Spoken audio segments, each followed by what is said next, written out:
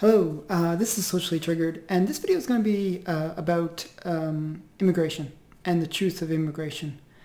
I'm going to try to address so many different talking points, white supremacy and the Great Replacement and, racism and everything that sort of is on this topic of the truth about immigration. I'm going to try to look at it from a realistic standpoint and hopefully create a conversation about it. I want to give a little bit of my own background on the issue. I lived abroad for about 3 years, and I know what it's like to live in another country as a minority and as somebody who could never actually be fully an immigrant within those other countries. Just so you realize that it's only North America and Europe where they really have this concept of anyone can come in and become a person of that country. If you go to Asia or go to Africa, you're never really part of that country. It doesn't matter, even if you're born there, if you're not of the same ethnicity as the group that is the predominant group of the nation, you're never actually accepted as being somebody from that nation. So I lived in Asia. I lived in Korea actually for 3 years, and I learned all the culture. I learned how to live there, learned how to speak the language. I was never going to be seen as Korean, even if I lived there the rest of my life. So it's very rare that they accept anyone that's not Korean.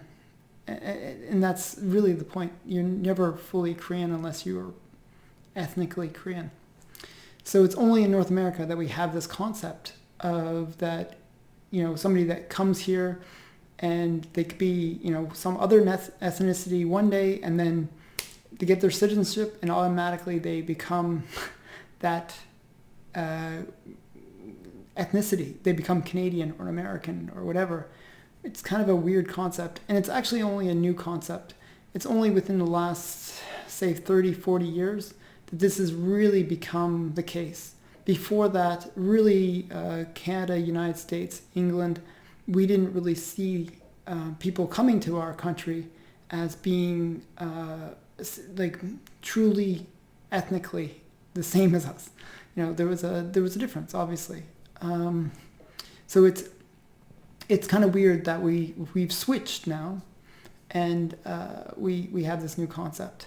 And I don't necessarily believe that it's a good concept. I actually believe that other countries have it right, where they do maintain their ethnic identity. And I believe that maintaining ethnic identity is a good thing. And I say this having married, my wife is Korean, and my children are mixed. But I do see that ethnic identity of the country being very important.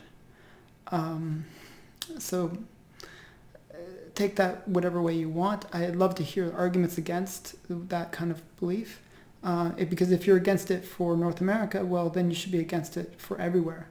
So there is no, at that point, then there's no sense of ethnicity associated to any country. And I think a lot of countries would have real big issues if you said that. It doesn't make sense for most places. Like they are culturally associated to their nation state. So that's my background a bit. And I wanted to get into some of the issues about immigration. Now, the big debate that's happening in the U.S. is really about legal versus illegal immigration. And if you hear people on the left, they'll refer to people who are illegal immigrants as undocumented migrants. I think that's a really funny term because it basically is, it's trying not to say that they're illegal, even though they're totally breaking the law and they're sneaking into the country and trying to become, skip the line basically, and through the immigration process. And I don't think that's fair. And I don't think that's it doesn't make sense that the left will embrace those people as being citizens, even though they really aren't. So the whole concept of undocumented migrants, it's bogus. We really, when I want to focus on immigration, I want to focus on the fact that I should focus on legal immigration. Now, illegal immigration, I'm totally against, because borders must be maintained. We must maintain the integrity of our countries, because if we don't, we just let anyone come into the country, well, that is recipe for disaster, because, anyone can bring in whatever they want. They could bring in, drugs. They could bring in weapons. They could bring in disease. They could bring in contamination. If you think about it, when you fly internationally, one of the first things they ask you is, do you have any fruit? Because if you bring in a foreign fruit into a country, you can contaminate the whole agricultural industry and actually wipe it out, because you can introduce foreign diseases. So that having that protection of your border, it's not just for racist reasons. It's for actually protecting the culture and the not just the culture, but the agriculture, the whole integrity of that country, not economically and physically and in every other way. So borders are actually essential, and protection of those borders is essential. That you have to have some way of making sure that foreign goods are not brought in that might hurt the country, that people who are maybe potentially have negative intentions against your country aren't brought in. There's a reason why in the past humans, we fought to protect our borders. I mean, we fought to the death to protect our borders. And even today, I would imagine that anyone would fight to protect their own homes. Now, if you think about a border of a country as being like the border of your home, the door that protects your home, the fence that protects your home. Well, you don't want just anyone coming in. If somebody just came in and sort of, made your home their home, well, you'd feel very threatened by that, and you'd probably defend yourself. Well, that's the way we should treat our borders. It's the defense of our country and of the people within that country. And we should put our own people always first. And we have no obligation to protect people from other nations. It's good that we do, and it's good that we do things that help other nations, but we have no obligation to do so. And that's really important to understand. So that's my stance on illegal immigration, and that I think that there's proper channels that people can go through and legally immigrate into any country. So with that said, let's get on to the topic of immigration. Now, one of the big talking points, especially on the right, is the concept of the Great Replacement. And the way the narrative goes is each country has its ethnicity associated to it.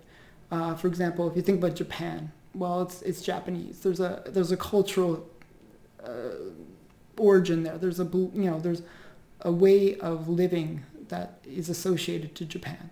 Well, the same could have been said about Canada, United States, any European country, that there is a culture that forms that nation.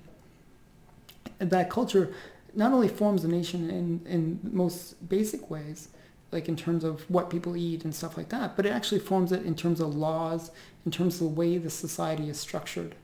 So often you'll hear concepts like white supremacy, and really that's just that white culture formed the very nature of that country. So if you're from a different culture and you're like, I don't get these laws don't make sense. Well, those laws are based on the culture that created those laws. In the case of Canada, United States, European countries, well, those are white countries, and they formed those laws. And you might not. Sorry about that.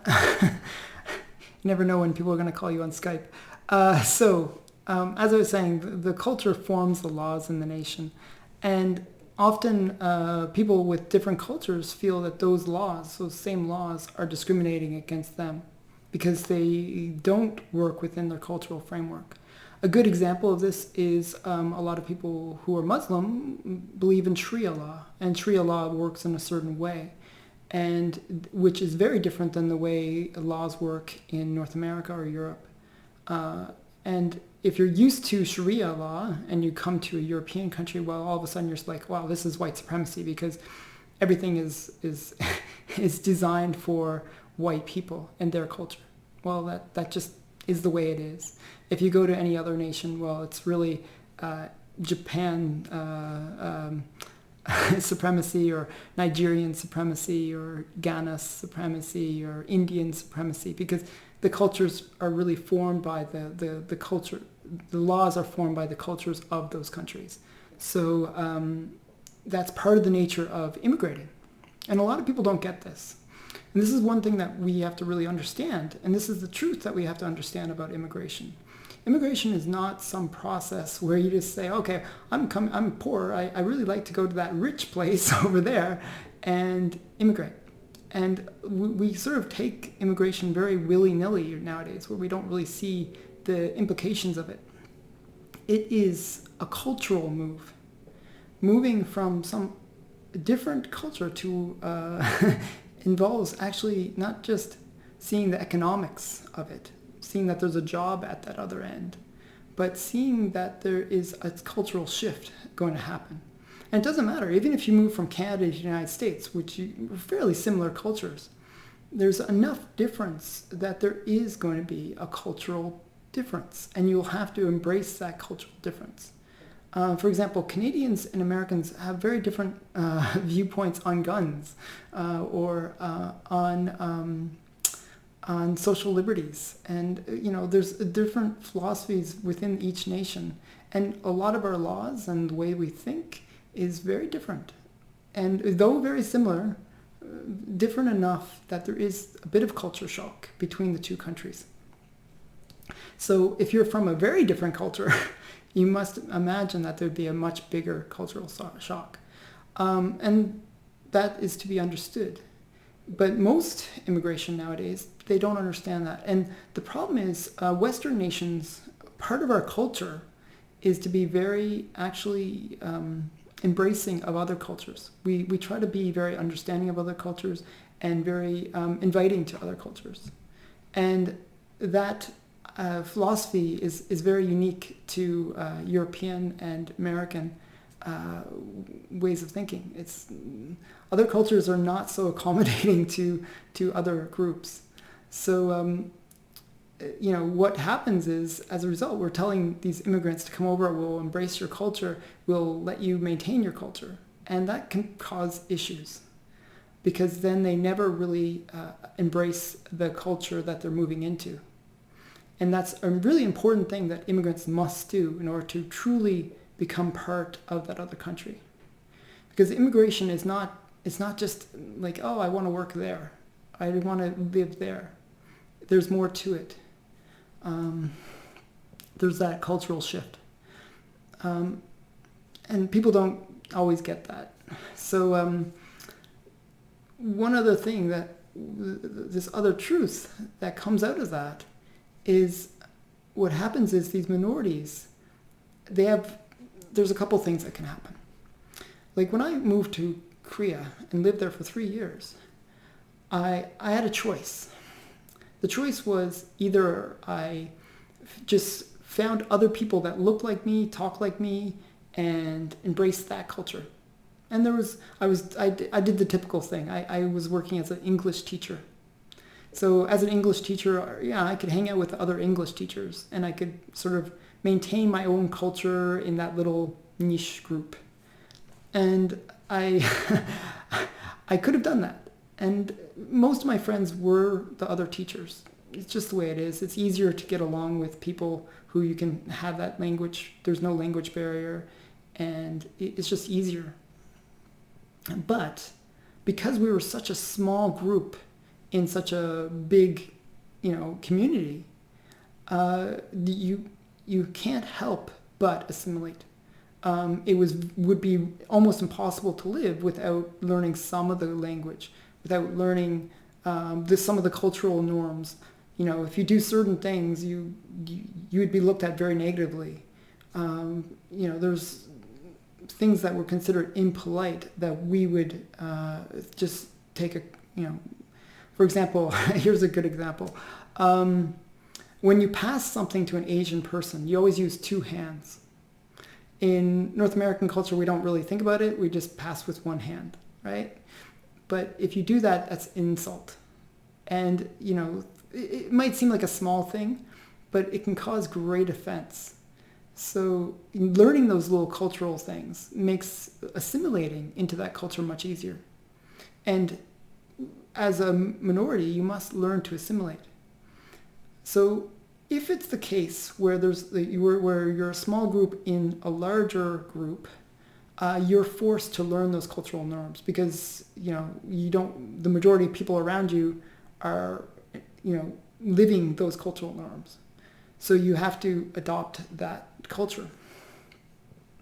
And you can do that to a certain extent. There's limitations. I actually believe that culture is not something you can just put on like a coat. It just doesn't always fit to the way we are biologically and the way we are raised in terms of our social conditioning. So it's not something we can always embrace. So with that said, though, if you think about it, what if I came over to Korea with 100 of my friends or with a huge group, like a community, and we just had a little community that we built in the middle of Korea? Then there would be very little incentive for me to adopt any of the Korean culture. Why would I need to? I could just stay within my group. I could speak my own language every day. I would need to adapt to the Korean culture. And this is the issue with immigration, that if you do it in small numbers and if you maintain the majority, I think 90% of the population within that same ethnicity, you can maintain the essentialness of the fact that people have to assimilate to your culture. However, if it's below that number, if it's like a whole bunch of people coming in from one group, then all of a sudden they have no reason to assimilate. And that can cause some real issues. So that's really important to understand, that mass immigration can be really detrimental because there's going to be that cultural shift, that they're going to form pockets. If you look at Toronto, it's very much like that. I live in Toronto. There's 150 different languages spoken in Toronto. Everywhere I go, I always feel like a minority. And there's always just different pockets of each group. Like there's Italian neighborhoods, there's Greek neighborhoods, there's Jamaican neighborhoods, there's Indian neighborhoods, Chinese neighborhoods, Korean neighborhoods. They're all like little pockets, because what they'll do is if there's enough of them, they'll cluster and they'll create their own little communities because it's more comfortable. Just think, it's easier to associate with people that look and sound like you and act like you. It's just the way it is. It's human nature. I don't blame them for doing that. But think of what that does to the social cohesion of that city. It isn't, there's no cohesion because it's all these little pockets. Now, it's cool to visit those little pockets, but it's not Canada anymore. It's these little pockets of other nations. And I really don't see that as a good thing for maintaining the culture of the country that you're building. And this is where the great replacement comes in. So here's the concept, and I'll explain both sides of it, of this story. The great replacement is the concept that with mass immigration, eventually the indigenous population will get replaced. And they'll be basically either bred out or they'll cease to exist. Now, if you look at the population demographics of North America, what's happening is, if you go back, like I'll take Canada as a good example. If you go back 30 years ago, it was 95% white. 95%. Now it's around 70 some odd percent, 70, 80% white. So there's been a real shift. But if you look at the numbers, well, how many white people live now in Canada versus how many people lived before? Well, actually the number of white people has gone up. So, but there's been a demographic shift where the percentage of those white people is actually less. So what happens is, even though the numbers go up, the demographics don't make people feel like that is the case. Might actually make people feel like they're being replaced, because it feels like, hey, well, if 70% of the population is now white compared to 95% of the population, that feels like, well, I don't see many white people anymore. I don't, it really can feel like that, where you feel like the communities are no longer reflective of what they used to look like. So this is the talking point of the left, that they say that the numbers of white people haven't really gone down. And the talking point of the right is that the demographics matter, that you don't really feel like it's the same as it was before, because there has been that shift in terms of the numbers of the different groups. And both are right, actually, in what their talking points. But ultimately, what ends up happening is, especially with more advanced societies, what you'll notice is, if you look at the population growth in Africa, it's around 5 children per family. It's a huge shift. It's actually not even 5 children per family. It's the growth rate is 5.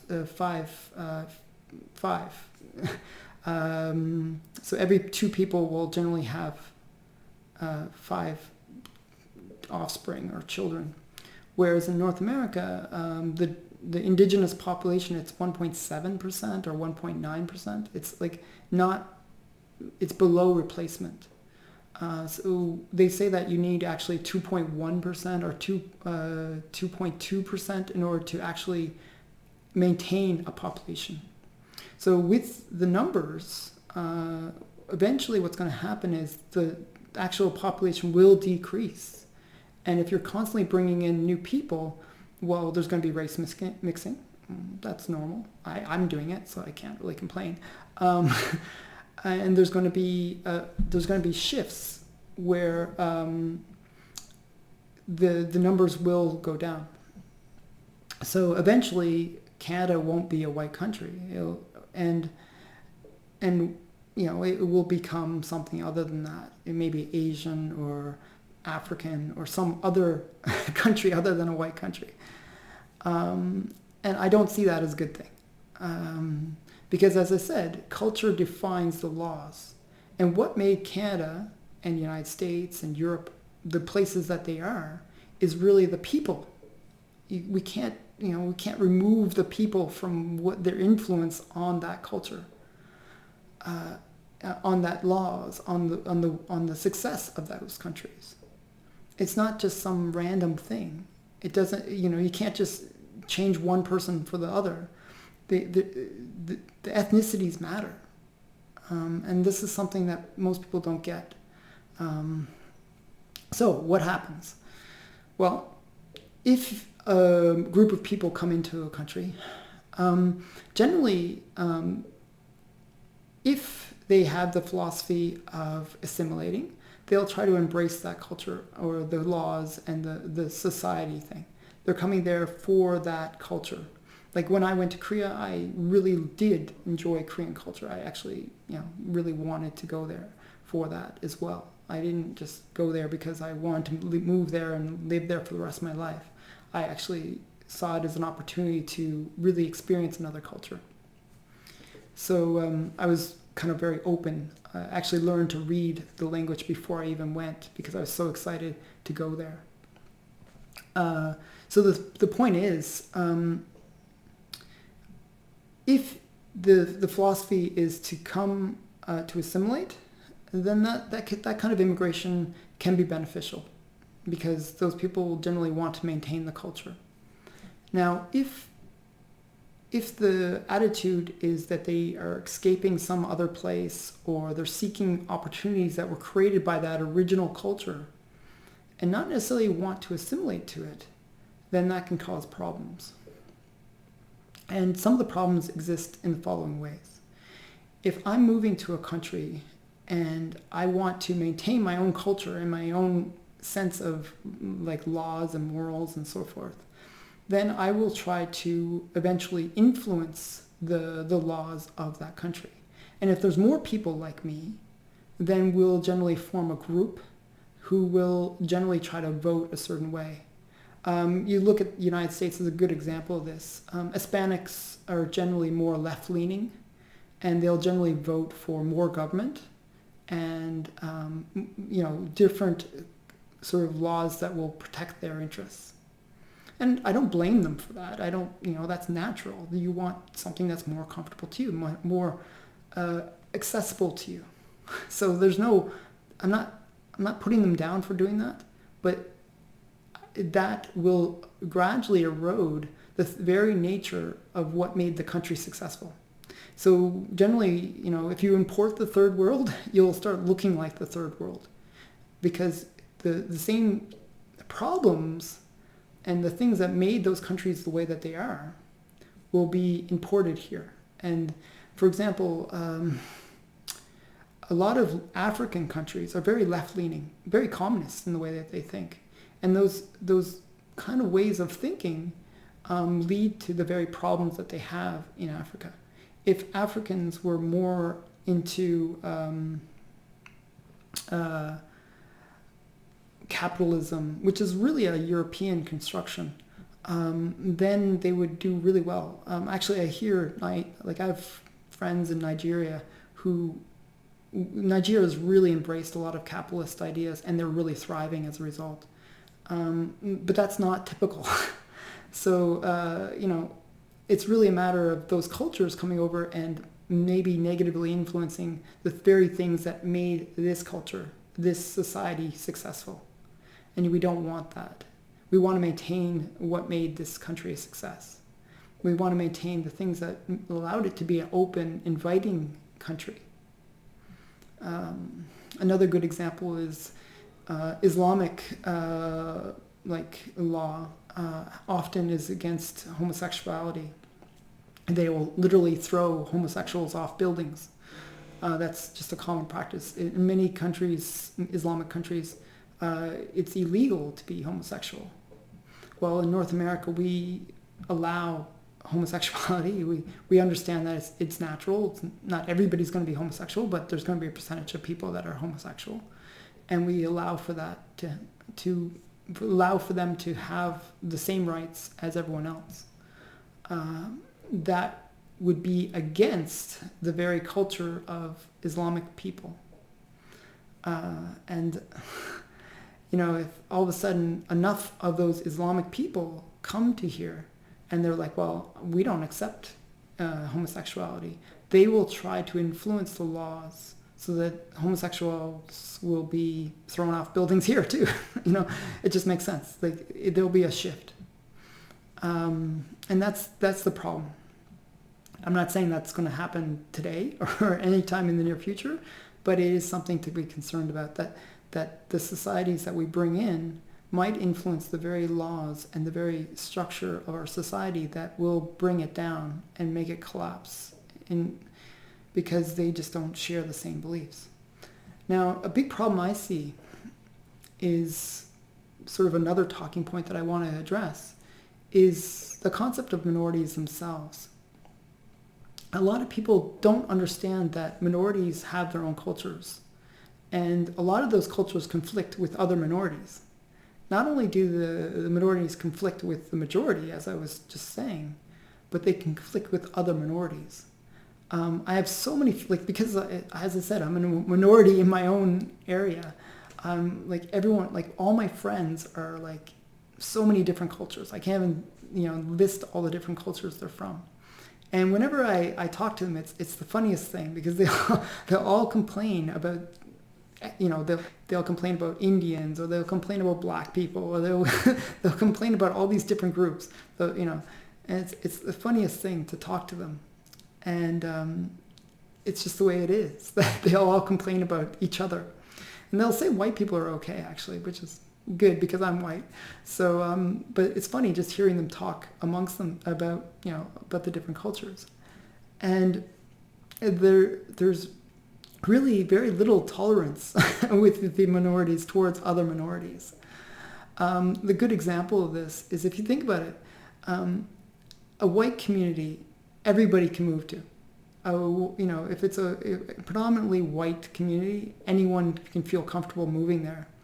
But if it's a community primarily of Asian or Indian or Black, like certain groups, then it's very unlikely anyone will feel comfortable moving to those neighborhoods.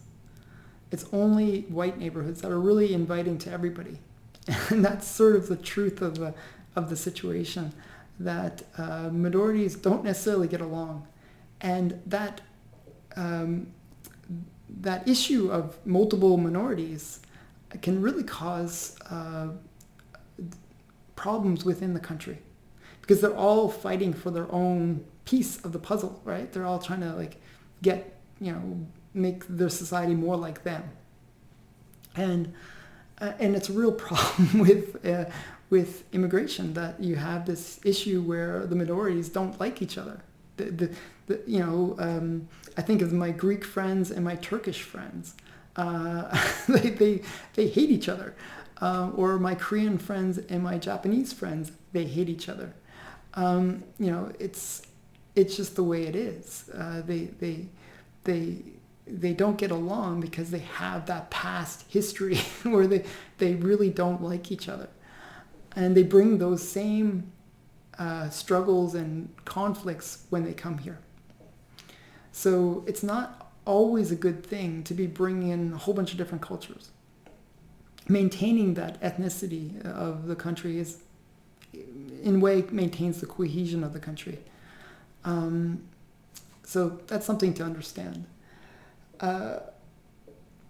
One of the other things that must be understood with immigration is that generally what people will do is, there's never a thing of limited migration. So generally when people come over, they'll go through the whole process of immigration, and then they'll become a citizen. And then what they'll do is, the first thing they'll do is they'll try to bring over friends, family, relatives, maybe dependents that they have. They'll try to bring over as many people. So generally one immigrant really is magnified very quickly, because if they bring in other family members, well, those family members might have other family members that they try to bring in, and it just grows very quickly. And that's one of the issues with immigration, that you will generally feel, these pockets will be created where because they all want to stay next to each other. Well, why wouldn't you want to stay near your relatives? Unless they're my relatives. I don't know. I'm not necessarily keen on my relatives, but generally relatives want to stay near each other. So the point is, what ends up happening is these pockets form, and it's really, as I said, against the cohesion of the country. And as I said, we have no obligation to bring in people from other countries. One of the things that's always pushed with immigration is the concept that we need these workers. We need these people from other countries to come here. And there is some truth to that. Economically, one of the great things about Canada is our immigrants are actually pretty awesome. I have to, give them kudos, because they're usually well educated. They know the language. They have a lot of very high level skills, and that's a good thing, because economically they can benefit the country. However, they generally will do the following: they'll prevent workers here from getting the same thing, from being able to do those same jobs. North America, a good example of this is it's not even a skilled thing. Whenever you go to any shop, like a department store in Toronto, you'll see that like each store has its own ethnicity.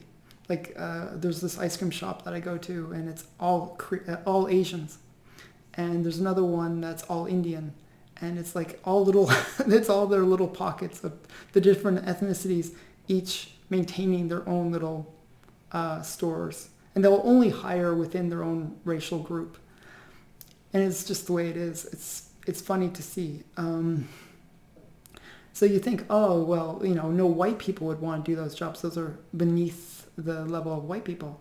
But when you go just a little bit north of the city, where it's more predominantly white, you'll see that those same jobs that other ethnicities are doing are actually all done by white people. So there's no real need to hire people from overseas. It's just that we've been ingrained to believe that that is the case. Generally, if you offer a job, somebody will try to fill it because people need work. It's not like there's no Canadians that can do the work. And often, if it's the case where there's nobody qualified to do the work, the demand of that job, you'll set a higher price to it. And what'll end up happening is people within the country will actually move to get that job. So there's never a real shortage of employees. It's just companies will make the case that it's cheaper to get foreign people to do the work, and it's true. Foreigners are willing to work for less, and they're coming from countries where they didn't have to do all the things that are national, like somebody from here had to do. Like going to university here is very, very expensive, so it's easier for them to just come here, and it's cheaper, so they're willing to work for less. If you have a huge student loan that you have to pay off, well, you have to demand a certain amount for your hours, because you won't be able to pay for your own student loan and all this debt that you incurred just to become able to work in that country. So somebody coming from abroad, it's much easier because they didn't have those huge barriers to entry. It's much cheaper to get your education. I was amazed by how, like, I have lots of Filipino friends, and for about $500 you can go to university per year. Well, here it's like $10,000. It's just not even comparable how much cheaper it is to go to university elsewhere. And as a result, it makes a very uneven playing field. So basically, it allows foreign workers, immigrants, to have a huge advantage over local workers, and they can basically outprice them. And what it does is it lowers the price of all labor in the market.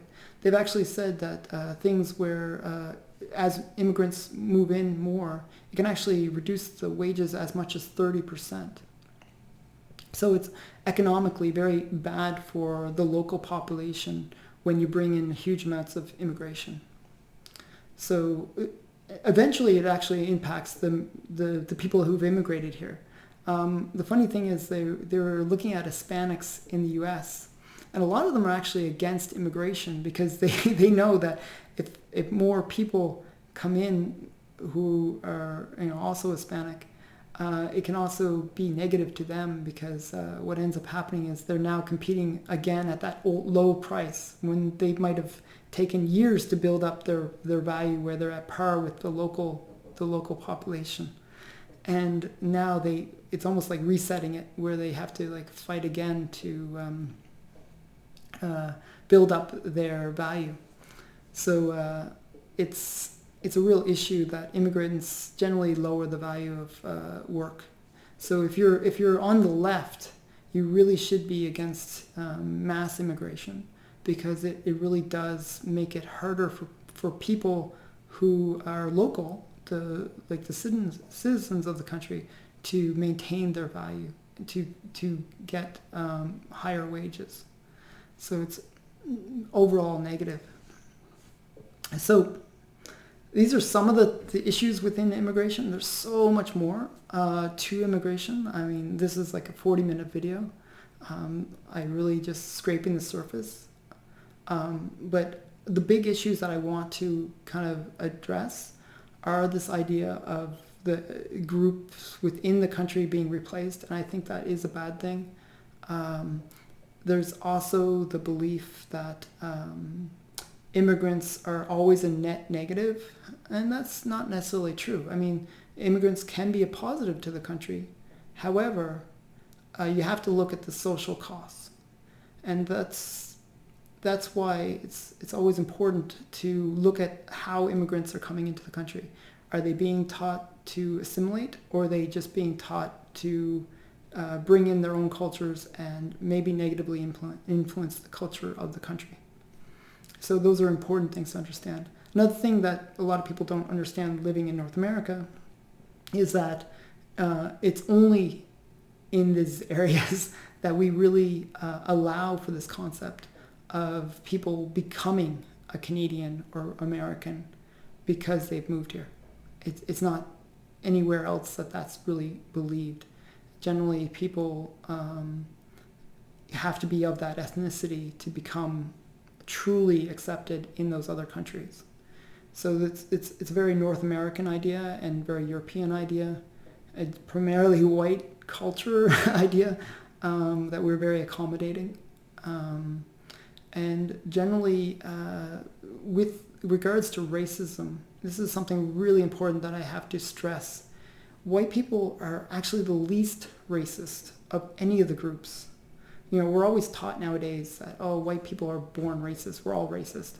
Well, ultimately, that's not true. White people from very early on, part of our culture is that we're taught to be very accommodating and very respectful of other cultures.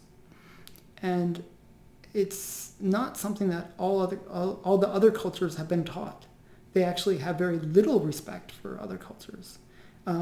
Imagine telling an Islamic person that their culture is stupid, or that their culture, that their race, their not race, but their religion is stupid. They would kill you. they would literally kill you. You know, it's against their culture, and they would defend their culture. And I respect that, actually. I respect the fact that they would have that strength of conviction in their culture, that they'd really want to maintain it. It's only white people generally that don't have that deep respect for their own culture, where they're willing to fight to the death to defend it. And that's kind of the truth about immigration, that we don't respect our own culture enough to defend it, and it's only a recent phenomena. Think of our history. We've fought to the death to defend our borders, to defend our countries from other invasions, from other groups invading. Why did we bother if we're just going to bow down to any group that wants to come in? So it's kind of weird that we're in this state right now where we've become so progressive and open-minded about other cultures that we've lost sight of the value of our own culture. So I hope you enjoyed this video. I'd really like to hear the comments. Please, fight me on these points. I'm not so entrenched in my ideas that I'm not willing to debate them. I want to hear other opinions. I want to know what other people are thinking. If you agree with me, tell me. And what do you think about the different nationalisms, white nationalism or different ethnicity nationalisms, black nationalism? Tell me what about that. What is your comments about white supremacy? What do you think about that? Tell me about what you think on these issues. Is immigration a good thing? Is it a bad thing? Is it, what's your opinion? I want to hear it. And I'll comment with you in the comment section. So I hope you enjoyed this video. Thanks for listening. And stay tuned for my next videos. Bye for now.